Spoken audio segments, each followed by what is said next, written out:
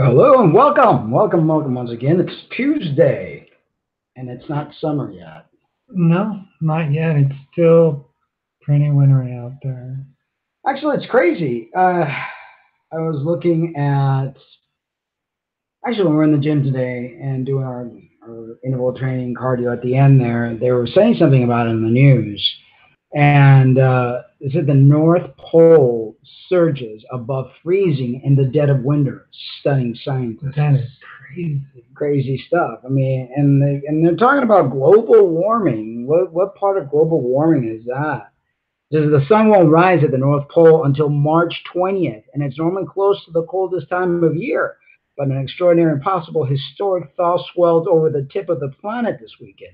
Analysts show that the temperature warmed to the melting point as an enormous storm pumped an intense pulse of heat through the Greenland Sea. And they're actually saying the temperature may have soared as high as 35 degrees at the pole, and according to the U.S. Global Forecast System model. While there are no direct measurements of temperature there, a climate scientist working on his PhD at the University of California at Irvine confirmed that several independent analyses showed it was very close to freezing, which is more than 50 degrees. To imagine that could actually happen, and it's happening now. I mean, there's so many people that say, oh, global warming isn't a thing, but I would say that it's just given the fact. It's just, I think, with all the chemicals that we are putting out there as a species, and, not just chemicals, but emotions that we as a species are putting out there. Quite possibly. I mean, everything's connected like we talked about, So it's quite possible that these things could be affecting our environment even more so in a way that we don't even comprehend. Because I don't think as humans understand how heavily connected we are to everything that we do, Yeah. I think you're in the wrong, what you call it. You can't even talk about it because people's channels literally are being closed just for putting their opinions about what happened, a certain event that happened a couple weeks ago involving guns and shooting. And I mean, you can't even really say anything about it because literally channels are being shut down. People are being censored for. I mean, we can't even say anything because they'll probably censor this video. Yeah, I can't even. I don't even want to go there, but it's pretty sad. I know that there's a lot of class action lawsuits that are going in because they're literally shutting people up. Our freedom of speech is no longer there. No, I mean, we live in a society that thinks it's free, but the reality is much different. Very, very different. It's crazy, and it just seems to me that things are getting more and more crazy as time progresses. I don't know. I mean, it almost like if you can't speak freely on a podcast and you don't know if you're going to get kicked out, channel closed, Facebook page, people have been put on. I know people, friends of ours on Facebook that have been put in Facebook jail for sharing things and saying things. So it almost like, who wants to do a podcast if you can't even speak? No, I mean, it's like you think that you're free, but you're really not. I mean, you wrote a song about it back back early 2000s, right? Or mid. Enslaved, my album, yeah. You think you're free. Yeah, you're free to pay your taxes and told what to do. I mean, literally. And as time progressed, people are going to start seeing more and more of this taking place, which is pretty sad. It's just taking our liberties away one at a time, one event at a time. I mean, there's so many efforts out there to control people through social media. If you say anything, you can get banned. You could get a strike put on your YouTube account. And then you can't even live. You can't live stream anymore. You can't do anything. Even like for today's show, for instance, the monetization on today's show, because we're talking about cancer on the rise. We haven't had one of those. So it's like you got big pharma controlling what you could say, but you cannot say. You got health practitioners that are disappearing, literally.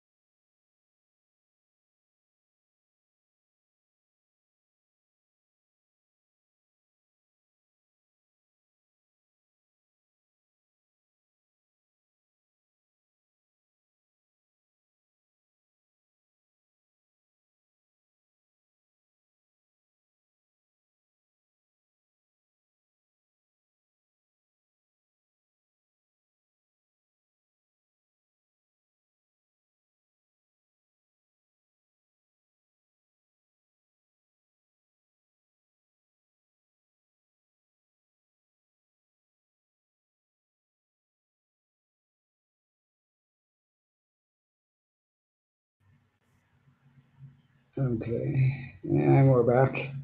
Yeah, who knows if I said certain words that just created, because somebody else that we're doing a live stream as well. I forgot her names, and lady was talking about the event, and she was having a lot of problems.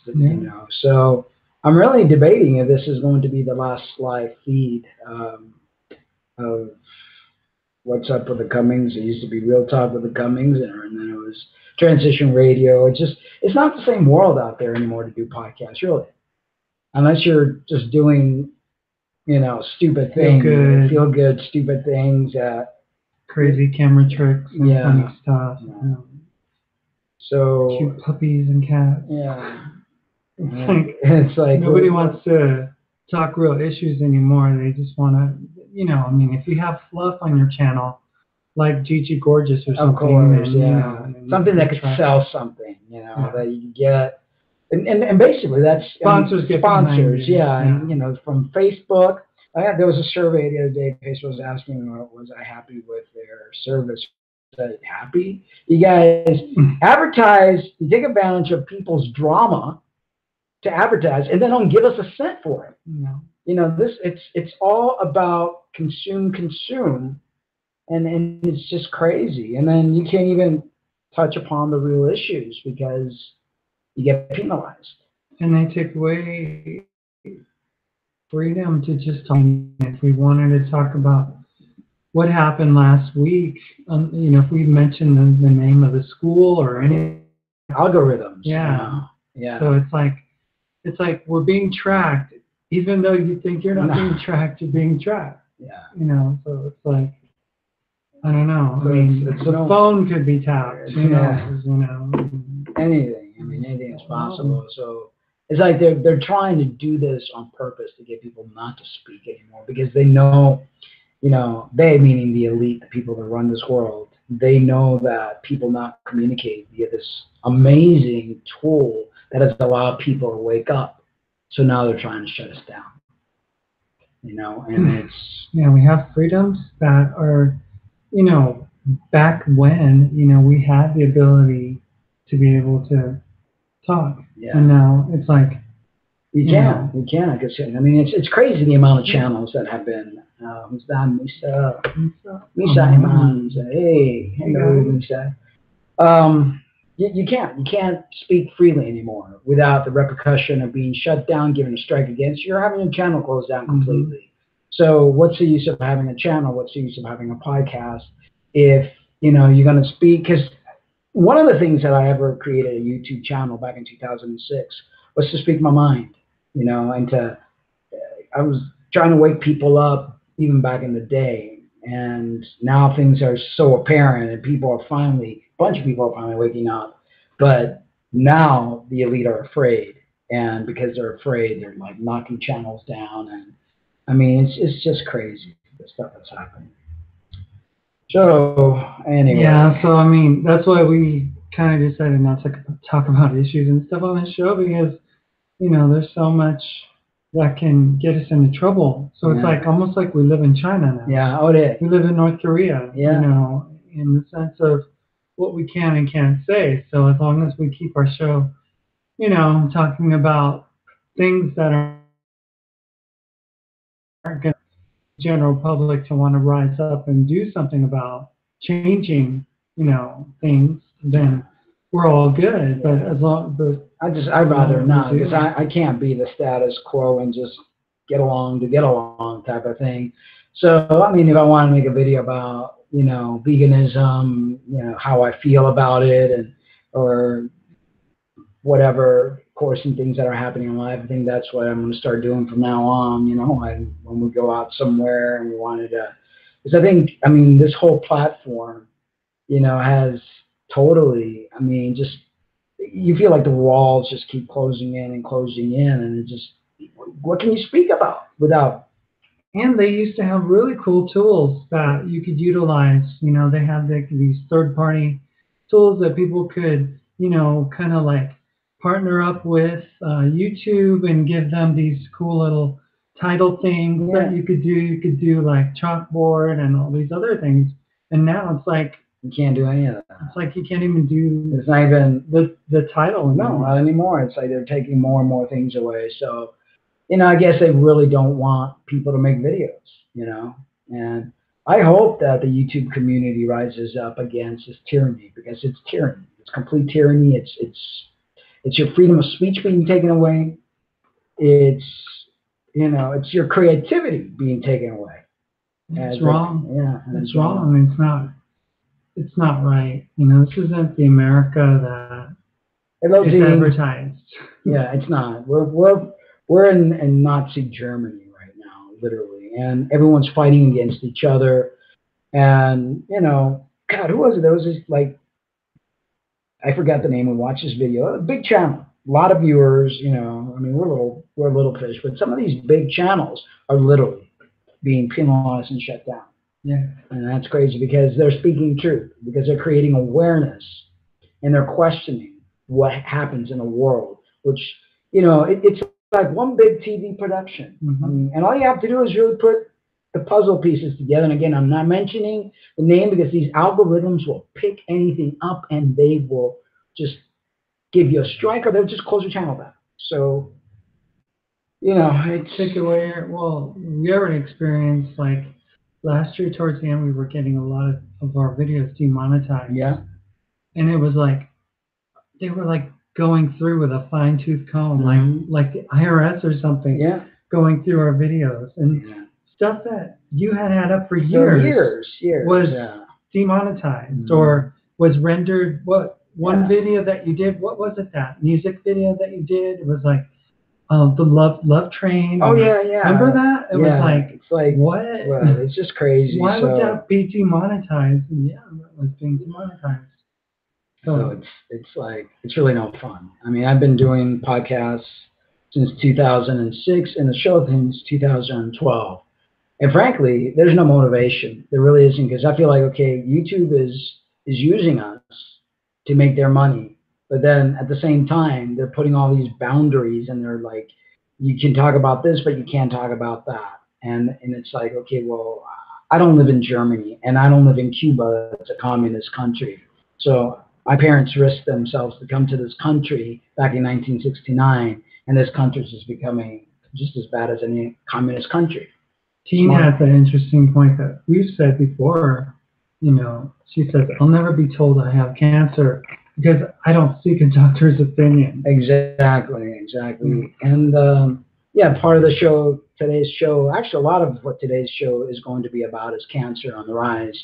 And, a lot of people don't understand what cancer is. And when I get to that, I'll go into a little more detail regarding what cancer is. But yeah, I'm with you there, team. You know, it's like don't go to a doctor and you won't get any bad news. I mean, early on, you said that you were dealing with some lymph glands. Oh yeah, back in 2008, before I decided to become a raw vegan, I had just finished getting a rotator cuff tear surgery. And between all the testosterone for the years that I've been on it, and I was on it because I'm no longer on it, and then you know the anesthesia, all the stuff that you have to go through when you go under surgery, I started getting these big old underneath my they were swelling and they were very painful. So I knew something was up. You know, the way I felt, that something was not right. I was going to go to the doctor and have them, oh, we have to cut you open, and like our friend there that, you know, got to deal with that. We soon talked about. He's off to Houston. He's off to Houston to get some, I guess, chemo treatment or something. And I just went raw vegan. I stopped taking testosterone, and everything went back to normal. And knock on wood, that happened in 2008 to 2018. I'm still here, so. You know, good news for me. Yeah. But I just don't believe in this whole medical system, and you've got to be so careful, even with the natural system, because there's a lot of snake oil salesman out there. So yeah. I think it's crazy though, because all these doctors out there don't get but maybe one semester of any kind of health training. If that. It's nutritional training. They get a day or two of nutritional. A day or two. They don't know anything about nutrition. I mean, it's almost like an oxymoron to say, and if you want more information, please talk to your doctor about getting on a diet plan or getting on this drug or doing this for your health or working out, because when in reality, they don't even know what they're... Nothing. I mean, I used to have doctors come to me to put them on a nutritional plan to work them out. Cardiologist, a oncologist, and both him and his wife. He was an oncologist, and his wife was she was like my doctor, actually. And a cardiologist, overweight, no clue about losing weight and getting fit. You know, and I'm like, how these doctors are coming to me, and people are supposed to... Doctors' opinions are like, here's their opinion in a nutshell. Should I get a drug? Should I take it? Yes. Yeah, pretty much. You know, that's basically it. Oh, how much do you need? Yeah. Oh, so now you ran out of your drug. Now we're going to have to schedule you for surgery. Yeah. Unless, you know, you are able to get the surgery, then you can't have a drug. But now you have a person who's addicted to opioids or antibiotics or whatever, you know. Because then people it's like they create more problems than they provide solutions for. Yeah. They don't really have any solutions. It's like all the systems. You know, you got the medical system, you got the religious system, you know, which also, you know, they point out all these problems and all these sins, and they judge. Is there any solution ever?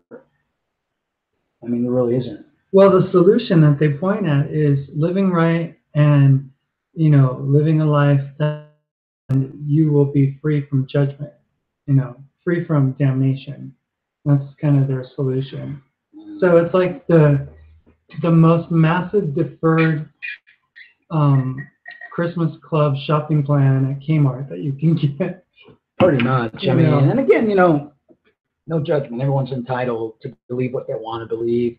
You know, I think politics, religion, you know, and finances are one of those things that it's hard to talk about because no one will ever agree, and you get people arguing and you hurt people's feelings because people wear their feelings on their sleeve when it comes to religion, politics. Oh, yeah. They take it as a personal attack when you question their beliefs or, you know, when you question their way of living or whatever else. But, you know, that's personal, and one thing for sure, none of us know the truth on that department. Yeah, on the dead, and we saw what was on the other side. Right. We have no place to make a judgment call on that. And, you know, there are many that would say, but if you're wrong, I just hope so. Let me understand this. So for some, it's like a life insurance policy? I guess so. I guess you pay it just in case, you hope that you don't have to use it right away. Some people cash in on it before they die and make money because it's like some sort of saving plan type of thing. Same thing goes with your car insurance. You pay for it and you hope you never have to use it. Fire insurance, flood insurance, health insurance for that matter. Hurricane insurance. Yeah, God, we're living in such a void world. It's just so it doesn't get any better, and no one has any solution. And people just continue to repeat the same thing. And so we are not just doing health stuff, but sometimes we'll, go into some other topics that are of interest to us as the Cummings and stuff. And this next article that we have is what? It's the secret history of gay saints in Catholic Church. Does not want you to read. That the Catholic Church doesn't want you to read. So I would stuff the Catholic Church. Well, when that movie Da Vinci Code came out, it really upset the powers that be. The Vatican was upset. Fundamental Christians were upset here in the United States. I remember them telling people not to go see this demonic movie that had come out that was, and it's like, but what if there are lies that have been spread and there are mistruths being spoken, and people aren't given that information? For years and years and years, the Bible was read in Latin by the Catholic priests in the church. That meant that the tongue of the native people in that country, like say England or Germany or Italy, it was an older language, the Latin language. Yeah.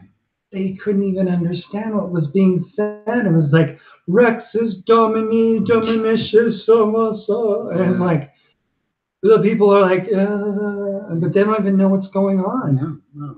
Keeping people in the dark and dumb is down. the game of the elite. Yeah. And the elite are what run the systems. These systems. Yeah.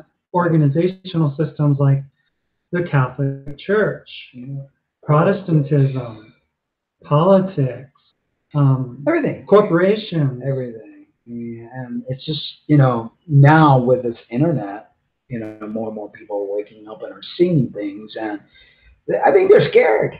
They are, because this is a massive way to get the information out, and anybody with a camera and with an internet connection can connect with the world, and that's a beautiful thing. I mean, it happened back in the Arab uprising or whatever, when they did that thing back in 2011, I think it was, where they were like, we're not going to take it anymore from our government. We're going to start to rebel here. We're going to make our case known on Twitter, on Instagram. Yeah.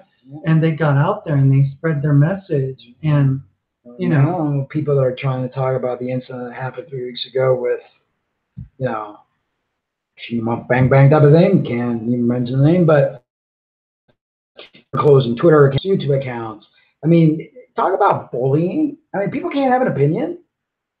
I guess we can't. No, we can't. We can't. I mean, because, then they're deemed, I mean, when we have people that, are really objecting to certain things that they heard and that they were privy to, and not being allowed to share the information, it's wrong. It's just flat out wrong. It's bullying, and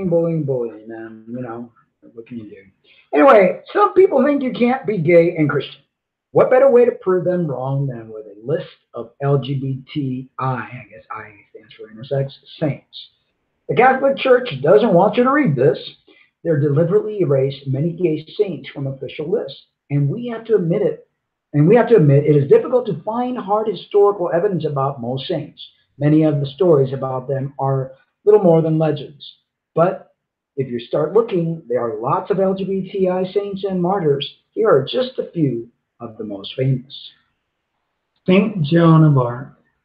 Jeanne d'Arc is not just the most famous LGBTI saint, but the most famous saint, full stop. Joan was just a French peasant, but an angel appeared to her in a vision and told her God wanted her to lead the French fight against the English in the Hundred Years' War.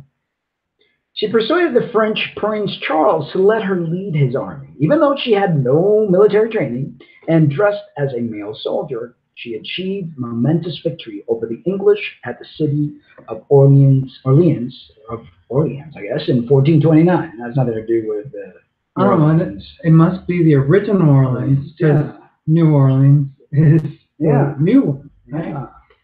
Thanks to her, the prince was crowned King Charles VII. Yeah, I know. Yeah. But Joan was then captured by the English. They decided she was a heretic.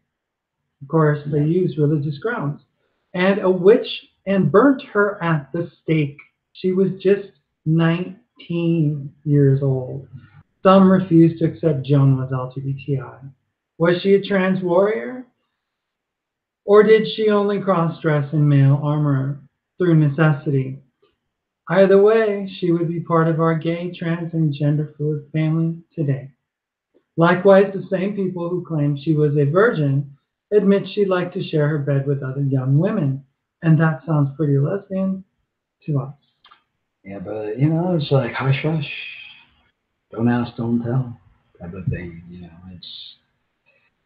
I think the Catholic Church, between the choir boys, the priests, the nuns, there's a lot of LGBT. You just don't know about it. Yeah, they're suppressed. Yeah. Suppressed, Or they go into it in order to suppress themselves. Exactly. I mean, it's like a monk going to a monastery in order to, purify themselves and stuff. And that's like, I mean, we saw that movie in the 60s with, that came out in the 60s with what's her name, the actress, singer, and she was like, oh, the Sound of Music. And basically she was in a monastery, and, you saw these people that were living these suppressed lives of trying to, purify themselves. And she's like a free spirit, and she wanted to experience life. And there was no life inside the ordinances of the Catholic Church she was in. None. It's like the Da Vinci Code, the guy that was like, everything is a sin, and then you have to punish yourself. And he would hit himself with these like chains. He was all scarred up in the back, and it's just a lot bizarre. Of times that's what happens in the Catholic Church and in churches across America today, is that people go and they go to Mass to Father, I have sinned, confess, and then party, confess, and then party. And then Christians that don't do that whole Mass thing, they live a life where they're constantly living under this like suppressed state of like, I'm a wretched sinner. If not for the grace of God, I would be on the street like a bum, without a home, and but I go to church, and I can't do it on my own, and thankfully to this avatar that the religious have created, I am a better person, and without this avatar, I can't do it. And so take away responsibility. Bottom line, it does. It takes away culpability and responsibility, and puts the blame on the sin instead of the person just maybe owning up to the problems that they have, maybe instead of just saying, oh, I struggle with this, I want to change it. Oh no, it's under the blood. I want it to be, I'm forgiven, although I keep falling, although I keep making mistakes. It's a vicious cycle. It's like we have this nature, call it human nature, and like a little kid, that doesn't mean to do certain things, but they're inquisitive and adventurous, and they don't mean to get into trouble, but they get into trouble because of the inquisitive nature and just part of human nature. And you're trying to squash a human being down, and yes, there are things, what's wrong and what's right. You don't want to murder a person, you don't want to, destroy things and vandalize and all sorts of things that are common sense that we as humans should know, do's and don'ts, instinctual. But to have an organization that tells you how you need to act, and throw in some guy in the sky or some deity in the sky and say, well, he doesn't want you to do that. It's like, it's crazy. How do you know that? Have you ever actually seen this deity? And mind you, I am not an atheist. I believe in something greater than me, but I'm not arrogant enough to believe that I know what the man or woman or whatever it is in the sky wants from us.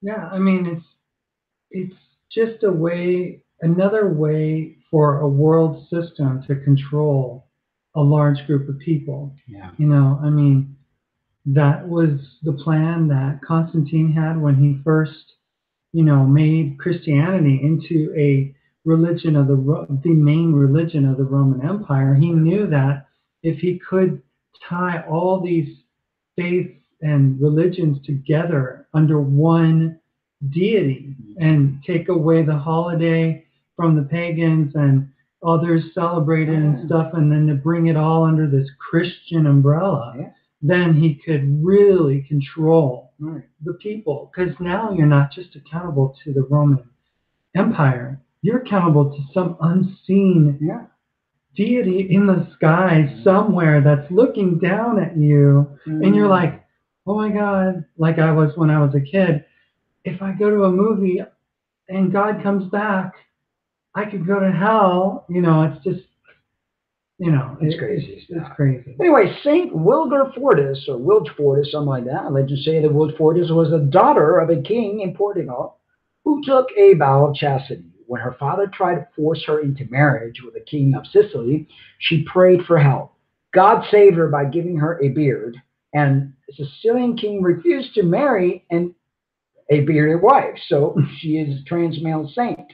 Sadly, there's no happy ending. Her father got so angry he crucified her. Oh, boy. That's anger. Her only reward is to become the patron saint of difficult marriages. After all, it's a particularly difficult marriage that ends in crucifixion. In Spain, she is called librada because she helps women who want to be liberated from difficult husbands. The Catholic Church placed down Saint Wilgefortis, that's a crazy name, but after Conchita, another bearded lady, won the Eurovision Song Contest in 2014 for Austria, depictions of the saint gained short-lived cult status. A lot of bearded individuals that back in the day, I mean, there's a lot, of, Saint Sergius and Saint Bacchus or Bacchus. Homophobic Christians tell us that same-sex marriage is against their faith. Trouble is they don't know their own history. Step forward, Saint Sergius and Bacchus. Sergius was a commander in the Roman army in the 3rd century, and Bacchus was his second in command.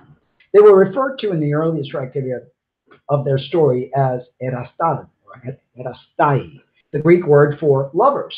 And it's believed they committed themselves to each other in a Christian ceremony called adelphothosis, or brother making, which was a kind of same-sex marriage back in the day. But their faith got them in trouble while they were stationed in Syria in 303 AD. As Christians, they refused to sacrifice to Jupiter, the Romans' chief god. Officials arrested them, dressed them in women's clothing, and paraded them through the street to humiliate them into submission. But they resisted, chanting they were dressed as brides of Christ. So the Romans turned to torture, which they do so well. They separated them and beat them so severely that Bacchus died. That wasn't the end of the story.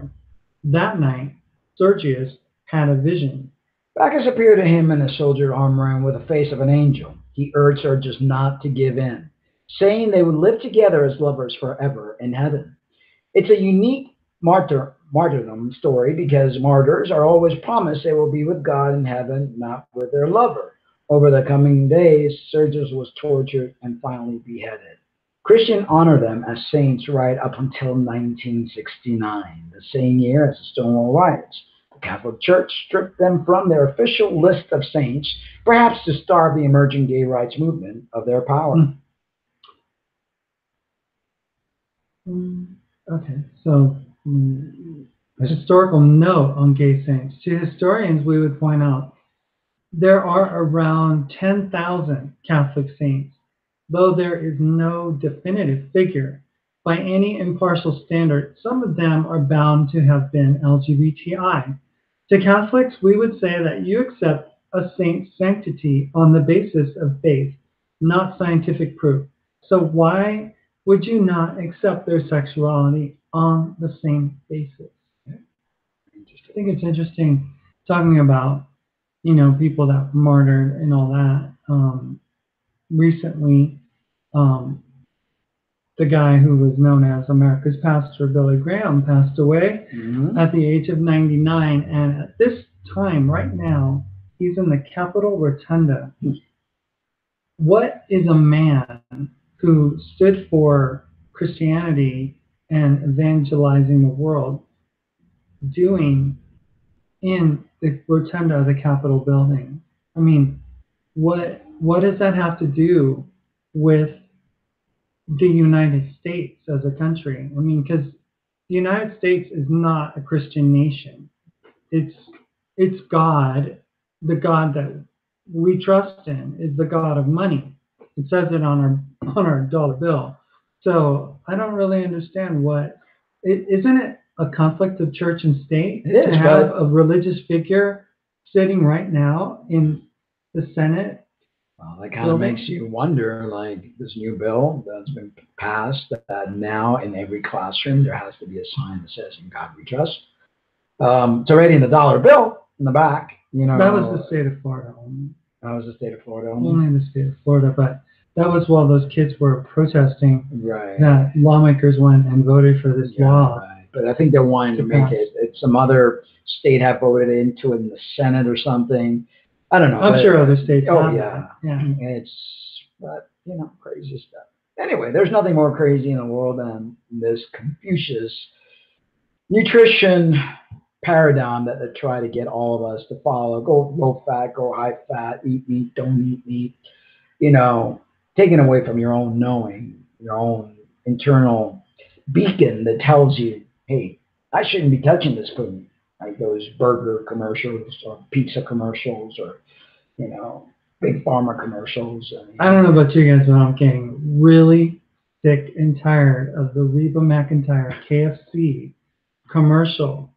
First of all, the person that they had doing these commercials before looked like a crazy pedophile, sex predator or something. I mean, and I think since the Me Too movement happened, that they knew that this was not going to gain any traction, so they're selling chicken. Yeah. So they got Reba McEntire to do it, and gosh. It's not even chicken, by the way, I wanted to say. It's some sort of mechanical so-called chicken. That was something that was spread. Yeah. I read about that, what you're saying, but KFC says that they do use regular chicken.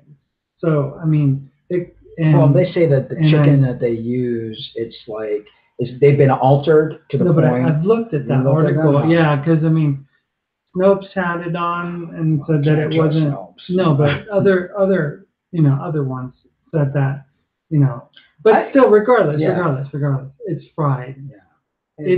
It's actual GMO type meat. Yeah. It's actual a live animal, that's being killed. I just wonder why so much commercials, because even before Rita McEntire, whatever her name is, there's just a bunch of those creepy guy commercial, and it's like, I was going, what are they trying to do? Why are they pushing KFC so much? And I think, like in England, they're all shutting down. I mean, they can't even call it Kentucky Fried Chicken. They have to call it KFC. Yeah, because it's not chicken. Well, not just that it's not chicken, but to cover up the fact that it's fried food. I mean, it's like, I don't know if people are thinking, oh, if it's baked, that it's better, because KFC came out with baked chicken at one point. Yeah.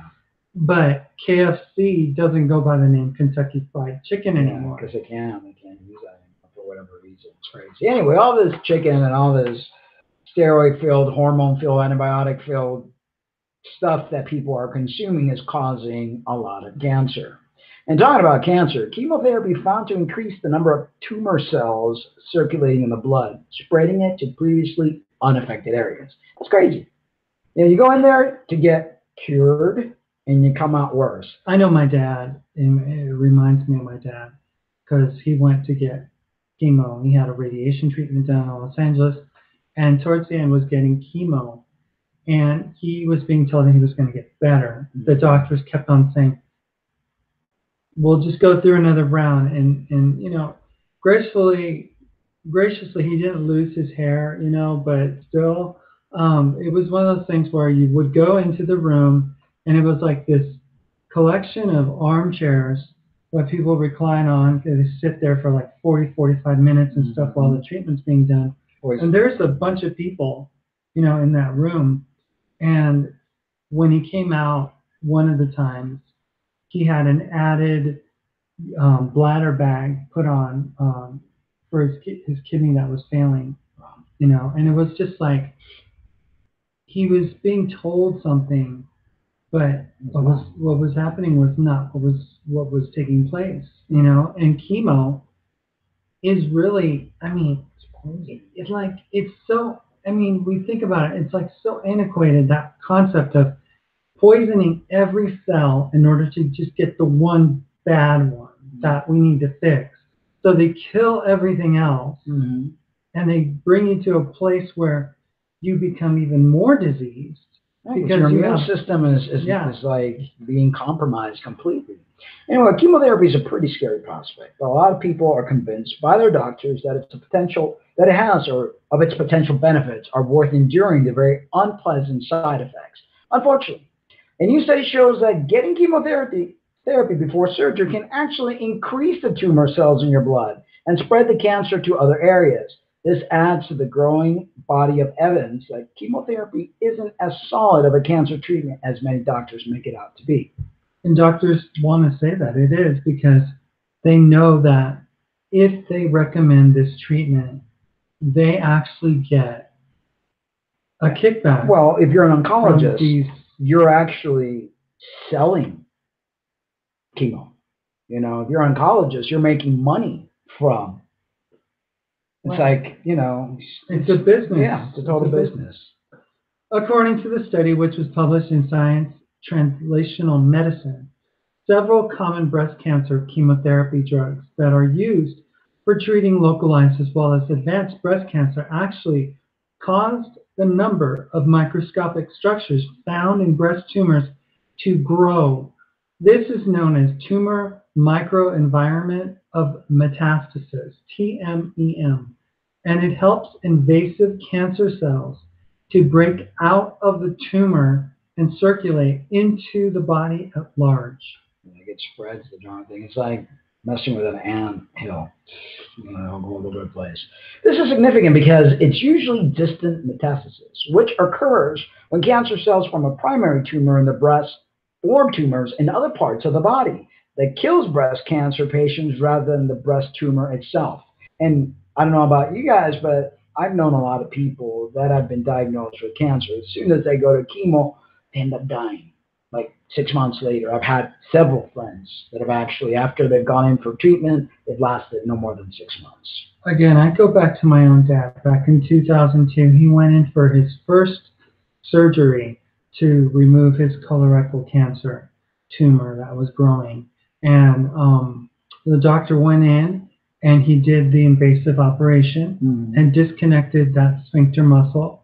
And basically he had a colostomy bag for the next 2 years. 2 years later, he just wants to gone. He wants the colostomy bag gone. He wasn't dealing with cancer reoccurrence, but he said, I want this gone. So he's like, the doctor's like, I'm gonna have to go in to reconnect your sphincter muscle back to normal. And I believe that is when the cancer was spread, because like you said, it's like a fire ant hole. When you just don't go into the human body and mess with it ever, but you don't go in twice because that's what it's like Tina was saying. You ain't gonna find out because you ain't gonna go to the doctor. It's like, I believe we all have cancer, because all cancer is cells gone rogue, cells that have abnormal structures to them for whatever reason, the chemicals you're putting in, the stress that you The put food yourself, you're the food eating. you're eating, stress and all that stuff, for whatever reason. It's what happens, you know? And if you leave it alone, your body will take care of it as long as you're building your immune system. As long as your cancer fighting cells are greater than the cancer cells, you're good to go. But when your immune system is decreased and then you go in there and cutting and opening, things are going to spread. They're going to like try to find a new home and they're going to create like this thing you're saying, more tumors. In the study, the researchers used 4 mouse models of breast cancer that were developed to imitate the clinical scenario of patients getting chemotherapy before surgery for shrinking primary tumors in locally advanced disease and killing the cancer cells that have moved into the nearby lymph nodes and elsewhere. They found that the mice who were given the chemotherapy drug paclitaxel or something like that had anywhere from 2 to 3 times the number of TMEM as those who were not given the drug, and their TMEM activity was also heightened. This was manifested via a higher density of macrophages, a greater permeability to tumor blood vessels, and an increased expression of mannaprotein forms found in invasive cancer cells. As if that weren't bad enough, the paclitaxel Yeah, the weirdest names. paclitaxel treatment also caused the number of tumor cells in circulation to double and led to increased micrometastasis in the subject's lungs. It spreads away. These drugs identified the cause of breast cancer to spread. Paclitaxel wasn't the only drug that spurred TMEM formation. 2 other common chemotherapy drugs also had pretty poor record in the study. Both cyclophosphamide and doxorubicin led to the higher TMEM activity, more TMEM sites, and a greater number of circulating tumor cells in mice. To see how humans fared, the researchers compared biopsy specimens that were taken from 20 breast cancer patients prior to and following treatment using a neoadjuvant regimen of doxorubicin, cyclophosphamide, and paclitaxel. They discovered that the majority of the patients studied had noted a rise in TMEM sites following the neoadjuvant chemotherapy. 5 of the patients experienced an increase in the number of TMEM that was more than fivefold, while none showed a decrease. Pretty scary stuff. Unfortunately, chemotherapy leaves a lot to be desired as cancer treatment. While it would be unfair to say it has no benefits for anyone at all, many patients become sicker as a result of it. Since January 1st, 2000, nearly 18 million people have died from chemotherapy, according to the Pharma Death Clock. That's a lot of people. In addition, it brings with it a lot of unpleasant side effects. Most of us have heard about the nausea and hair loss that it causes, but studies have also shown that chemotherapy can cause breast cancer patients to suffer from brain damage. One study in particular from the Stanford University School of Medicine found that women who had undergone chemotherapy for breast cancer had reduced cognitive abilities in the areas of the brain responsible for planning, memory, and cognitive control. All of this seems like a very high price to pay for something that could end up spreading the cancer that it purports to treat. It's crazy. And I mean, I've seen people that have had nerve damage, from it. I mean, they're never the same because you're poisoning your body in hopes that you're getting the bad cells, but you're also killing the good cells as well and spreading this stuff all over the place.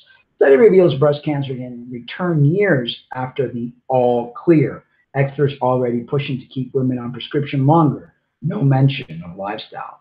The findings of a new study out in England have blown yet another hole in the conventional cancer therapy myth, revealing that women who undergo typical procedures like chemotherapy and radiation for breast cancer often see the deadly disease return, in some cases up to 20 years after they were supposedly cured. As part of their investigation, researchers from Oxford University looked at 88 separate clinical trials involving a total of 62,923 women who were treated for breast cancer. This is pretty big study. Yeah. From this data, they concluded that breast cancer often lies dormant in women's bodies even after treatment has ended, which is why many conventional oncologists advise their patients to continue taking hormone drugs like tamoxifen in order to keep tumors at bay. One of the things that these smart cancer cells do is they like hide inside other cells, and they kind of like play this game of like pretend they're dead. Yeah, that, and they also like kind of masquerade themselves like some kind of what's that animal that camouflages itself, like a lizard. Yeah, it's like a lizard that turns into the color of the grass or the tree. Geico. I forget what it is. But, yeah, and but that's what they do. They kind of hide inside the body, and it's undetectable because they basically they kind of take on the same similarities as the cell. Remember, we were reading about that about 2 months ago, that they actually camouflage themselves. And this drug, tamoxifen or Novadex, which is a very popular drug in the female bodybuilding arena, it's like an anti-estrogen. So that's what the tamoxifen is. It's an anti-estrogen drug because excess amount of estrogen is what causes cancer and tumors and breast cancer. And but there's so many side effects for this tamoxifen that it's like, what's worse, the disease or the actual treatment? A woman who has previously been cleared of breast cancer might take tamoxifen for several years post-chemotherapy and seem fine until she stops taking the tamoxifen. This is when breast cancer can unexpectedly reemerge with a vengeance, possibly even several decades later, resulting in a second breast cancer diagnosis. Every patient received pill treatments such as tamoxifen or aromatase inhibitors, which block the effects of oestrogen or shut off the hormone supply, reported Daily Mail online medical correspondent Ben Spencer about the study's participants. After 5 years of therapy, their cancers had gone and they stopped taking the drugs. But monitoring the women's progress revealed reoccurrence of the disease up to 15 years later, 20 years after the initial diagnosis. So while women who were previously diagnosed with breast cancer are now living longer thanks to drugs like tamoxifen, this survival comes at a cost, because it appears as though such drugs are only a temporary fix, as the majority of big pharma's cures, and that they don't, in fact, cure cancer, but rather mask it for an indefinite period of time as long as women keep taking them.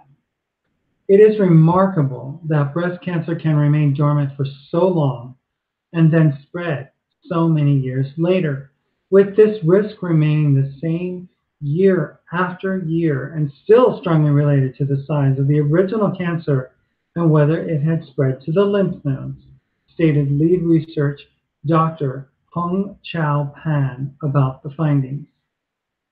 Chemotherapy is an often ineffective treatment method for cancer that, in many cases, can cause cancer to worsen or spread.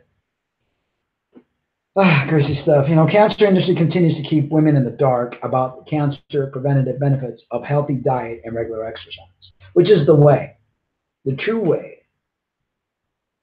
to deal with this thing. Because the other, as you see, chemotherapy is disaster.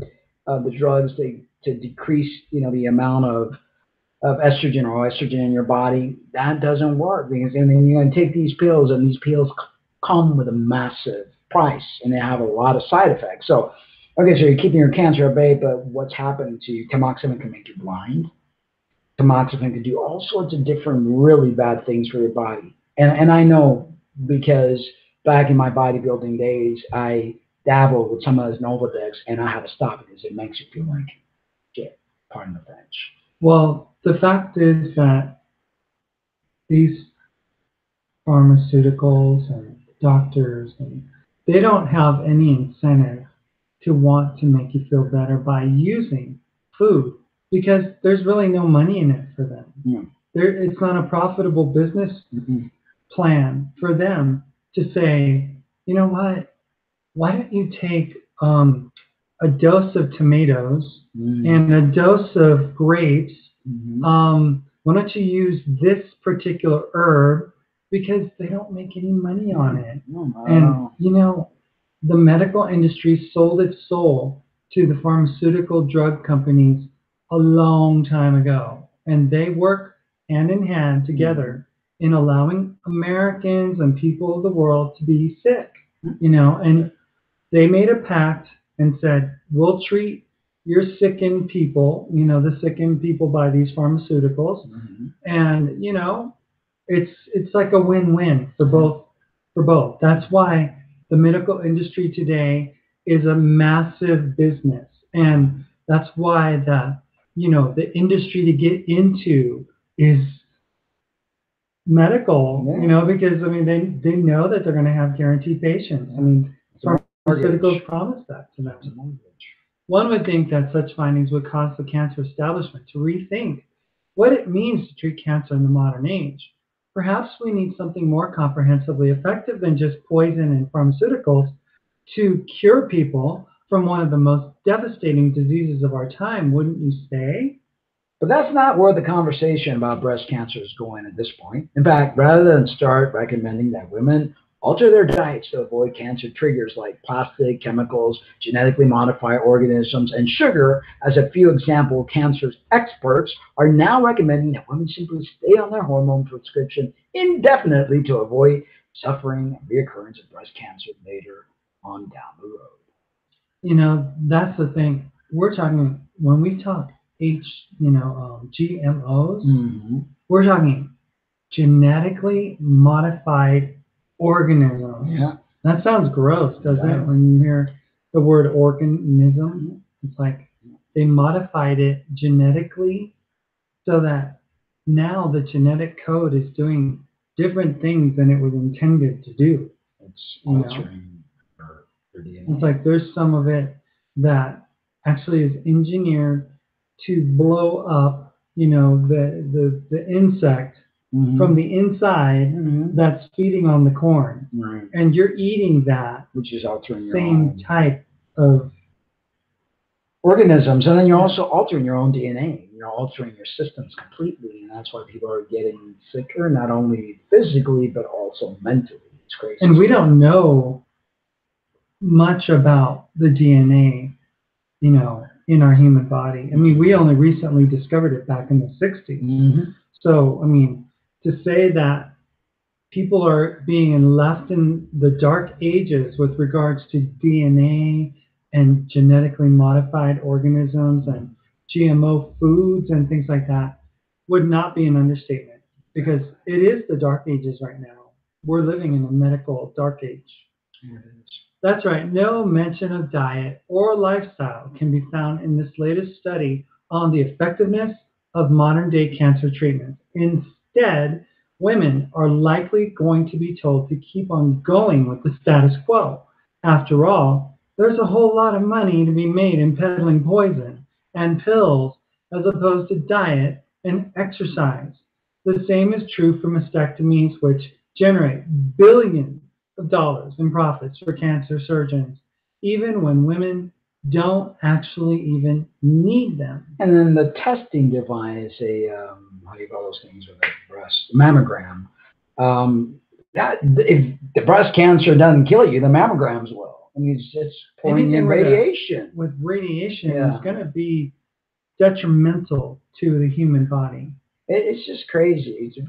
Back in the day when there weren't all this stuff, what women, this breast cancer, colon cancer, all these cancers that we're seeing are all based on what we're eating and the amount of crazy stress that people are enduring. Stress that, back in the day we were chased by something, we ran, we climbed up a tree. I mean, it was boom, boom, in and out. Nowadays, with people wanting to keep up with the Joneses, worried about things they have no control over, and they're constantly getting their heads all in the turmoil because the TV tells them they have to look a certain way, because the internet tells them you have to buy this, that, and the other. It's just killing us as a species, and we're none the wiser.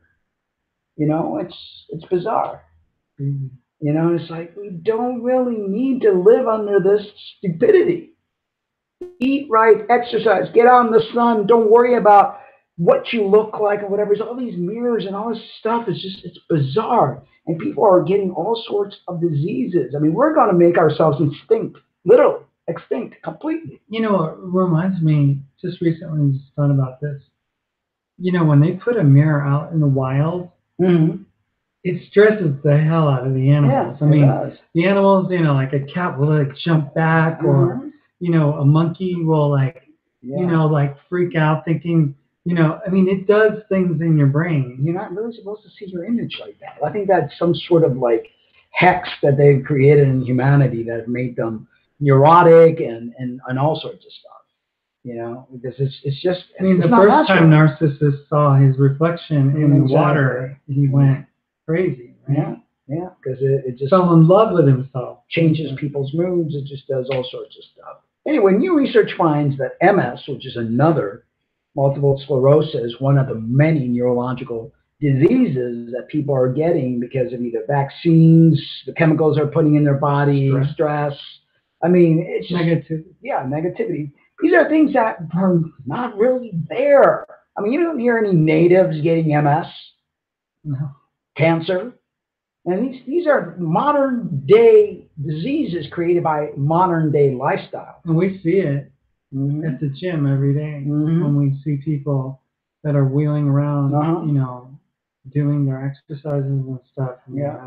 Yeah. The most common inflammatory disease of the central nervous system may be triggered by an imbalance in gut flora. So what you're putting inside your body is creating an imbalance in the flora, flora meaning bacteria that you have. We all are full of bacteria, and your gut is a biome of it. And we are messing up that biome, and that is what's causing a lot of our problems. Intestinal flora may be the key to understanding how multiple sclerosis develops. Previous assumptions held that MS was a mostly genetic problem, prompting physicians to closely examine DNA, which they know nothing about. Mm-hmm. New research, however, has shown that autoimmune diseases such as multiple sclerosis are brought about by a combination of environmental and genetic factors, the catalyst of which could be the balance of the gut microbiome. Should this be further verified, it could help neuroimmunologists design better treatment plans for MS patients and, more importantly, craft simple and more natural preventive plans. Multiple sclerosis, MS, is a disease that attacks the central nervous system. T cells, which are subtype of white blood cells, begin damaging the nerve cells, destroying the sheath that surrounds these cells. And the sheath is like insulation, when you think of electrical tape. And once that electrical tape gets eroded, then the nerves become, what's the word I'm looking for, uh, become exposed, and bad things happen. As these cells die, nerve impulses can no longer transmit correctly. It's like you're not getting the electrical current going in. And patients diagnosed with the condition experience general muscle weakness, numbness. They also have problems with memory, visual disturbances, and difficulties in balance. Those diagnosed with more severe cases of the illness are often placed in a nursing facility as they can no longer independently function. There is currently no cure for this condition, quote unquote. I don't believe that there's not a cure. I believe that. And we actually saw a video, a lady who has found a cure for her MS. She mysteriously died, as she was a doctor. She was trying to educate people on it, but you know. Scientists hypothesize that every person's T cells have the potential to exhibit aberrant behavior, but genetic vulnerability does not dictate disease manifestation. Purdy Professor of and Emeritus Director at the Max Planck Institute of Neurobiology, Professor Harmit Werkerle, explains that more than 200 genes that increase susceptibility to MS have now been identified. But for MS to develop, there must be a trigger. This trigger is suspected to be the natural intestinal flora. To prove this theory, researchers from the Ludwig Maximilian University of Munich, the Max Planck Institute of Immunology and Epigenetics in Freiburg, and the University of California in San Francisco and Munster observed 50 pairs of identical German twins, one of whom had MS while the other did not. And that's usually very strange. Usually, twins get the same thing. This, the researchers said, would eliminate any genetic variability in this study. Cross-analysis of different factors showed subtle but incredibly distinct differences between the twins. The most intriguing was the gut microbiome profile. Where things got really interesting, however, is when we inoculated the genetically modified mice, which had been raised in sterile conditions with the human microbiota, said Guru Krishnamurthy, a neuroimmunologist at the Max Planck Institute. The team saw that mice exposed to the intestinal flora of patients with MS developed MS-like brain lesions. By observing animal models, the scientists say that they eliminated any confounding factors that may be inferred in human experiments, such as individual eating habits, etc. These results clarify the relationship between intestinal flora and T cells activation. The research team was quick to note that finally grasping this concept does not imply a cure for the disease. More studies need to be conducted to develop any new diagnostic procedure or treatment. All the same, this study does highlight the importance of following a healthy lifestyle, especially in keeping a balanced gut microbiome. And we were destroying ours by that ketogenic diet because we were basically replacing our good plant food eating gut bacteria with nasty meat rotting preferring gut bacteria, and that we had to put a stop to that in a matter of a month. It was over our experiment. And people don't realize that from cancer to MS to any type of disease comes from your gut, from that imbalance that you have. They say 60% of our immune system is in the gut. Your small intestine is so crucial, and it's where everything happens, because all that's going on in there that goes into your bloodstream. It's, people don't realize that old saying, you are what you eat, is so true. It's just right on the money. So let's take a brief look at multiple sclerosis. Women are 2 to 3 times more likely to develop MS and have a relapse. And the thing with MS is that you have exacerbations and then you have remission. And as a therapist, I treated a lot of people, put them on rehab programs. And, they have times where they're doing great, and then there were times when they just relapse really badly. Stress, the way they were eating, not getting enough sleep, things of that nature really created. I mean, you saw, actually she didn't have MS, the one in the gym had a stroke, but if you see somebody who's had a stroke, and you look at somebody with MS, pretty much, they become debilitated, their muscles get very atrophied, they get very tired, they can't walk, they can't breathe. And depending where in the system that MS is kicking in, to get your breathing, you have to have breathing assist. I mean, it's like, and it's ALS, Lou disease, all these neurological impairments that it's awful. It's just an awful thing. Because it's something that it just progresses. It's like it eats away, like a slow-moving lava flow. It just has to go down its path. Unless you do something to radically change that, it's going to keep eating away at your own humanity, basically. By observing animal models, the scientists say, multiple sclerosis can affect anyone of any age. It's an equal opportunity disease. It doesn't matter, but women are more likely to get it. The average age for MS symptoms to first appear are between the ages of 30 and 35. I wonder why that is. I think because during that age, there's a lot of hormonal changes that are taking place. A lot of changes in estrogen, progesterone. The women stop becoming childbearing years after 35. I think it has a lot to do with hormonal changes. The condition is more common among Caucasians and among those of Northern or Central European descent.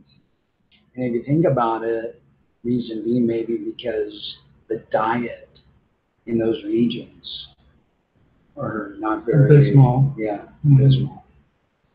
It is estimated that there are around 200 new cases per week of MS being diagnosed in the U.S. Whoa. That's a lot. A lot. That's crazy stuff. And kids can get affected with MS? Oh, yeah. Kids, I mean, anybody. It's an equal opportunity. Destroyer. Destroyer would be it. Yeah, the workouts that we're doing lately, I think I was looking at today, I was like, what is that? I'm bruising. I think that was from last week with a kettlebell right on there. Showing you the gym. Oh, wow. Yeah. Yeah, it's like. I think we probably lifted one of those, something, or. Oh, that's right. I put it here. Yeah. And there was one that we were doing where I was like putting something behind, and the rope was scratching me or something. Yeah. So. Well, it's part of, it's part of the course. Team says, you both look great, by the way. I love seeing you every week. Thank you.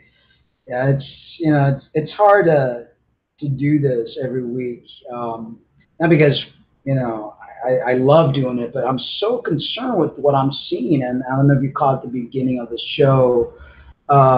They're just shutting channels down that are speaking up against things that are happening. A lot of channels that are trying to bring awareness of what happened in the school a couple of weeks ago. I can't even mention the word, because there are algorithms that are shutting channels down that are talking about it. But it's like, it makes me very sad and upset at the same time that they're trying to censor what people say. And the beauty of having this show is to be able to speak your mind. If you can't speak your mind, then why is it worth speaking? How's our diet going? It's still going very, very well. Back on full. We have some really nice pictures of some of the latest things that we've been able to create on our vegan life. I mean, it's just like the opportunities to eat, and not just to eat like things that'll fill you up, but things that taste really good. I mean, I don't know why anyone would eat meat at this point, because given the fact that we have so many flavors in natural plant-based foods, it just doesn't make any sense to eat gizzards. And I mean, you have to season a steak in order to make it taste good. You have to season chicken in order for it to taste good. You have to season pork. They cure ham, they cure bacon. You can't, it's like, but you can eat a tomato. Like, I'm looking at that cherry tomato over there, or grape tomato right now. I could eat that thing raw right now and it'd be really tasty. I could eat a raisin right now, it'd be really tasty. Banana and apple. Yeah. Even celery, anything. A crispy piece of celery, and we've gone lately back to the co-op to get all of our organic fruits and vegetables, and that makes a huge, huge difference. We were buying stuff at Walmart, and Walmart has like a section of organic stuff that they call organic. And the food just tastes really so organic. It tastes so different, when you buy it. And here are some of the pictures of some of the foods. And is that the sweet potato? Sweet potato with, we make our own baked chips and corn and black beans and temp. And temp is fermented soy, which is delicious and it's good for you, and it's GMO free and it's organic. What else we have? And some strawberries that we put in there. There's, with all the, sunflower seed sprouts and greens and strawberries, and God, it's just, colorful and delicious stuff that, just a whole bowl full of it, and, it's just, and then we made some, pinto bean, corn, vegetable tostadas the other day with potatoes, these things. Oh yeah, the little spread potatoes, red potatoes. And then we have the plantains that are really, really, really tasty. You just bake them in the air fryer. Bake them in the air fryer. And then you see underneath here, we got zucchini spaghetti. We got a spiralizer, and I just love that. Oh yeah, We didn't get have into any it. We didn't zucchini. get some, yeah. But yeah, I mean, it's just nutritional yeast, which is loaded with all sorts of minerals and B12, and it has this cheesy flavor to it. I mean, it's just it's just amazing stuff. And then ice cream every night.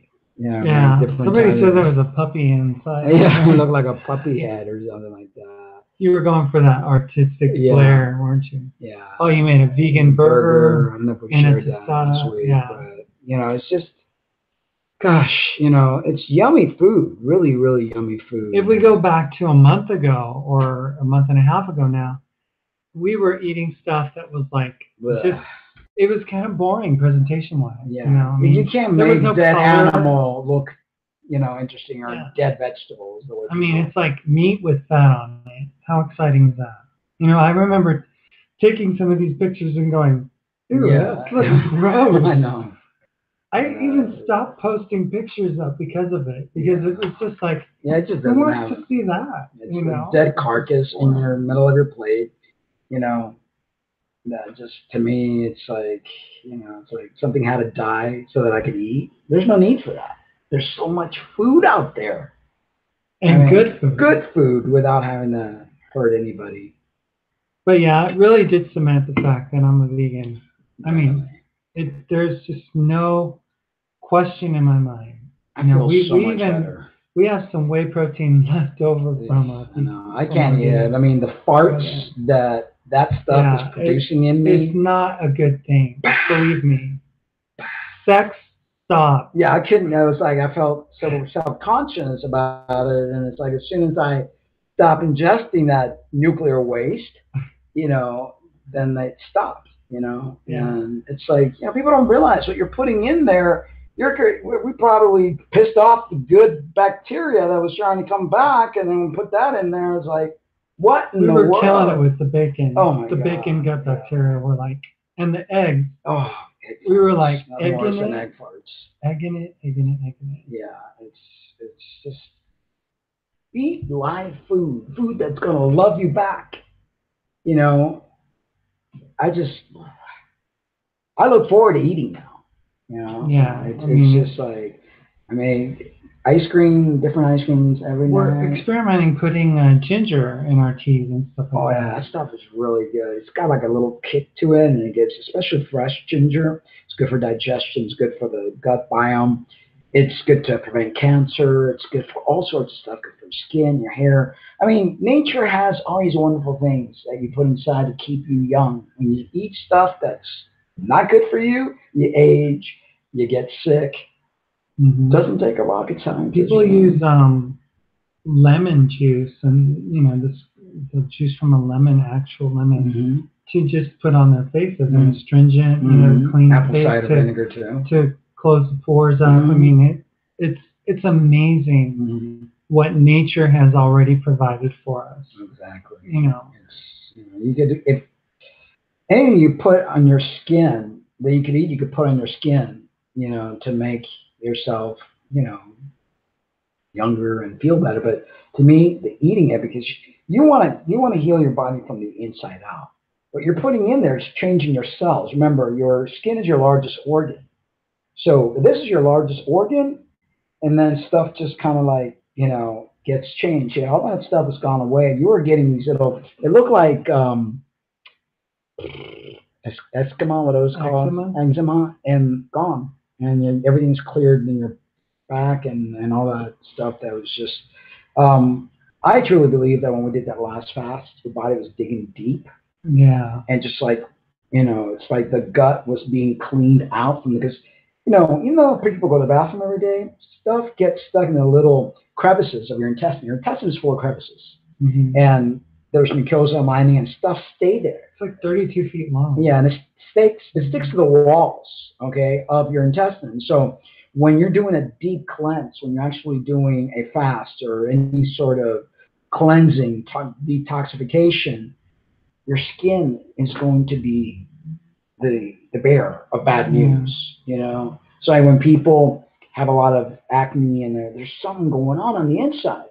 Mm-hmm. You change that, like those vegan girls that they went low-fat vegan, they had terrible acne. Mm-hmm. As soon as and they were vegans, yeah, but they ate a lot of nuts and they ate a lot of oils and stuff like that. They became low-fat vegans. The complexion changed, and now they have a beautiful complexion. Yeah, I mean, I'm a fan of all of the concepts of low fat. Yeah, low fat. And the more raw, obviously, the better. But it's hard to do raw when you live in a desert. If you lived in an island in the Caribbean or Costa Rica, Ecuador, or Hawaii for that matter, I mean, and you have fruit all over the place, and it'd be a breeze. To be raw vegan. But the more raw stuff you put in your diet, the better. Someday. Yeah, I would love to either, relocate somewhere where it's, warmer and tropical type of stuff. Food filled. Yeah, exactly. Well, I think that's about it. We pretty much touched on the topics we were going to touch. I'm really debating if I want to keep doing this or not. It's. Well, you love doing it. Oh, I do. I mean, this has been your baby, since 2012? Mm-hmm. And you've been blogging since 2006, right? Yeah. So, I mean, I don't see why you would want to stop just because of the fact that you enjoy doing it so much. I mean, it's something that's near and dear to your heart. It's a creative outlet for you. It's a way to, inform people and help people out. So, maybe we just don't do it for us. Just do it for other people, whoever. Even if it's one person out there that could benefit, one life helped, I just don't like the way YouTube is censoring. It's wrong what they're doing. And not just YouTube, Facebook and all these social media. People are really getting upset that we're being told what we can and cannot say. Well, the truth is that we are, all of these social media apps that we have, the phones that we have, all of these outlets that we have are really inlets for the deep state government to have their eyes, ears, and noses in our business. Right. So they use all of this information that we pump into Facebook, and they generate algorithms based on a person's personality type, based on their likes and dislikes, the pictures that they have, the things that they're interested in, things that that the marketers would advertise to them. And they put that all together like this big Google, they puts it all together and saves it. I mean, they even have, I don't know if you realize this or not, but there was a post on Facebook talking about how Google, whenever you say, okay, Google, take me to here, or you want to find directions, or if you talk into your phone, they actually record it. They record your voice on that, and then you can have the choice to delete it if you want to, but most people don't, and it's on their history. Like, wherever we go on Google, it's tracked, right? We can delete it, but who knows if they can. They can keep well, it. Now Facebook has because facial recognition. Just today I was like it's informing me that we're going to use it for other things in the future. It's like what? Well, like what exactly? It's crazy. Like to tell us to get on at a certain time so it can be accounted for. Yeah, who knows? It's scary what's happening, and I know a lot of people are waking up. A lot of people are realizing what's really going on, but there's still a lot of people that are still very distant. And I love to inform. It's something that I've been doing since 2006 when I created my YouTube channel, and it's something that it's dear to me because I like empowering people. I think it's important that we all get empowered some way or another, and be educated. Because, gosh, what's the alternative? I mean, for me, it's different because, I was new to this whole social media thing. I joined Facebook in 2008, but used it occasionally and to, like, meet up with people online to be able to, interact with old friends. And, it was like a really cool thing to say, oh, so and so from high school, wow, they're so successful, or they're doing this and that and the other. And but when I transitioned in 2014, publicly, it was my diary, it was my outlet, it was my creative way of just being able to share my experiences with what I was going through. And now I don't really do that anymore, So that was my motivation. I was just excited to get my keyboard, so I get to play because I hadn't been playing ever since we pretty much sold it on our when we went on our journey. I want to get into the music thing again, and it's maybe that's one of the things. That's why the live thing is very limiting, especially with the bandwidth and how it goes up and down. And there's really nothing here to make it, except for the live interaction. But people could still put comments on our thing, and just I like to be able, like with what we're doing now with the fitness. I mean, I'm weighing 129 pounds now from 114 that back in December where we did the water fast and I lost a lot of weight. And I'm excited because it's all, it's all natural. Suma is the only thing I'm taking in hawthorn berry, which are herbs, and just eating a lot of carbs and training really hard. I mean, I'm in so much pain. You people just wouldn't have a clue.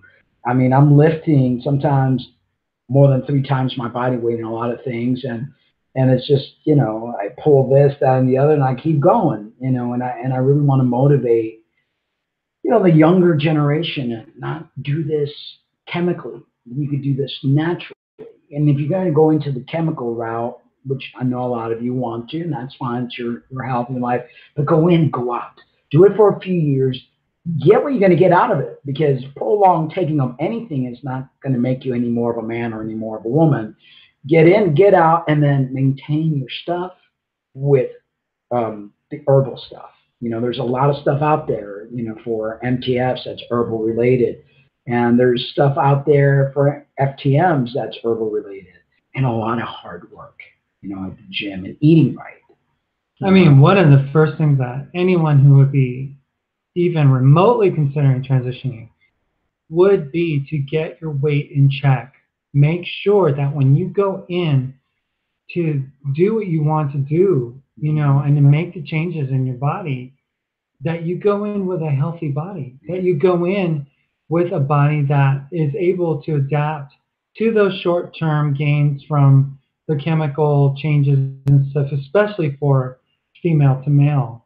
It's like, those early days of testosterone are really massive changers, But, I mean, for an MTF, depending on your age, I mean, it's kind of a moot point sometimes, but what isn't a moot point is getting your weight down. Because if you take estrogen and you are overweight already, it makes what's worse into a disaster, So, and people want to say, oh, but I got breasts from it and stuff. Yeah, but you also have overweight issues now that you are going to have to deal with for the rest of your life. And you're creating receptors that could become carcinogenic in the future, because as you're seeing, what we talked about earlier in the show, the tamoxifen, which is an anti-estrogen. Yeah. If you're creating a lot of estrogen receptors with the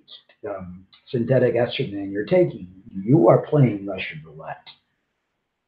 Add bad diet, lack of exercise, add all the stressors and the mind games that you play with yourselves, all the time, looking in the mirror, not happy, and creating more stressor and being so obsessed about how you look. You're shooting yourself in the foot. And it's important. This is nothing that any gender specialists talk to you guys about, or none of the endocrine doctors that you go to are going to tell you. Oh, Madeline says hi. Hey, Madeline, long time no see. You're here. Yeah, thank you for joining. Yeah. You're not going to get none of this information from the doctors that you go to. You really, one of the things that I find that's missing in the trans community in general is self-acceptance and realizing that, yeah, you want to change yourself because you want to blend in as much as possible, and you want to be happy with a destructive mirror that tells you things that, that's sometimes not very nice, but at the same time you want to live, and you want to live a life that's harmonious, because living in that constant turmoil, I mean, I've seen people that they get all the surgeries, they do it all, and they're still not happy. So you got to, as an individual, come to some sort of realization, and think, well, okay, I'm going to do the best that I can, but happiness is important. Madeline says, my mom's doctors refused to give her hormones years ago, and my doctor will not give them either.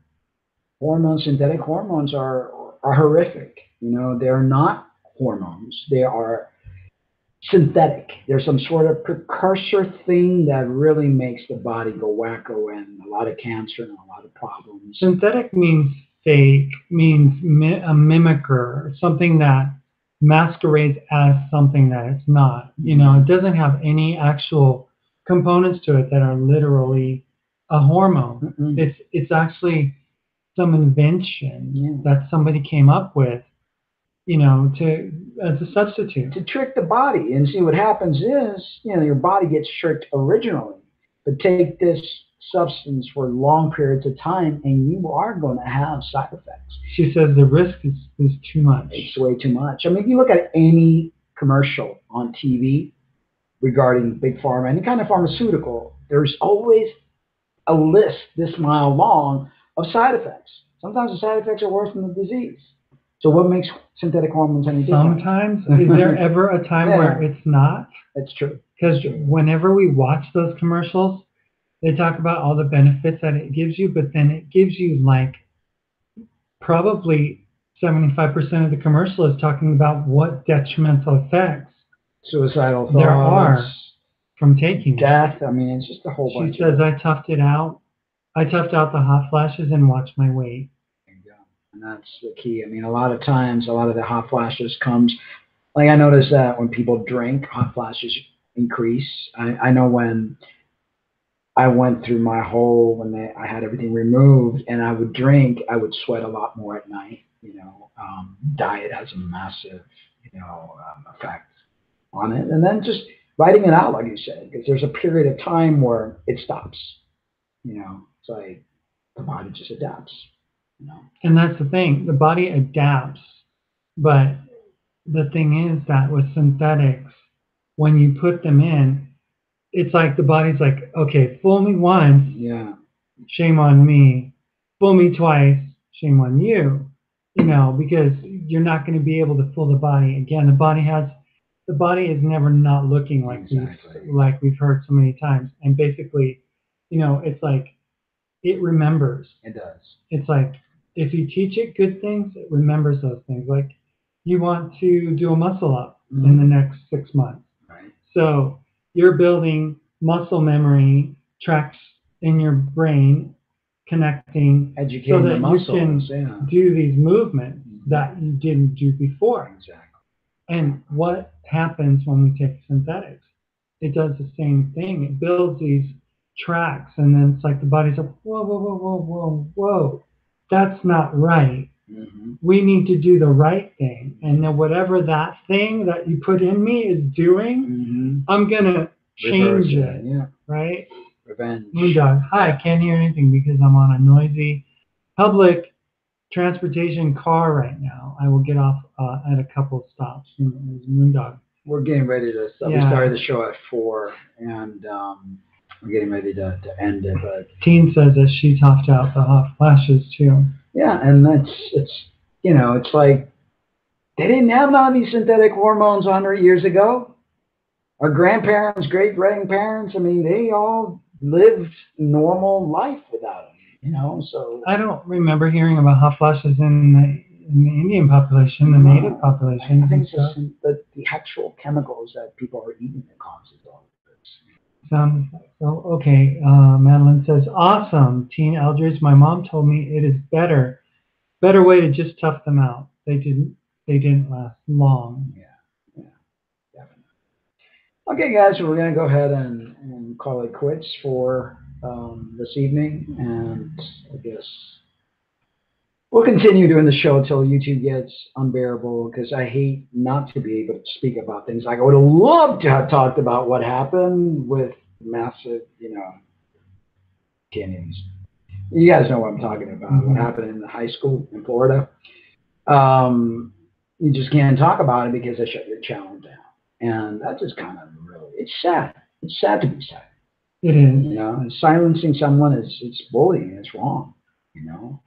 But yeah, it is what it is. It is what it is. Well, thank you so much. So Matt Mallon says, always awesome to see you both.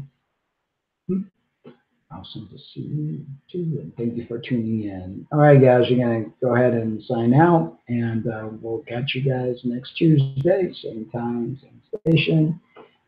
We love you, but remember to always love yourselves too. Good night.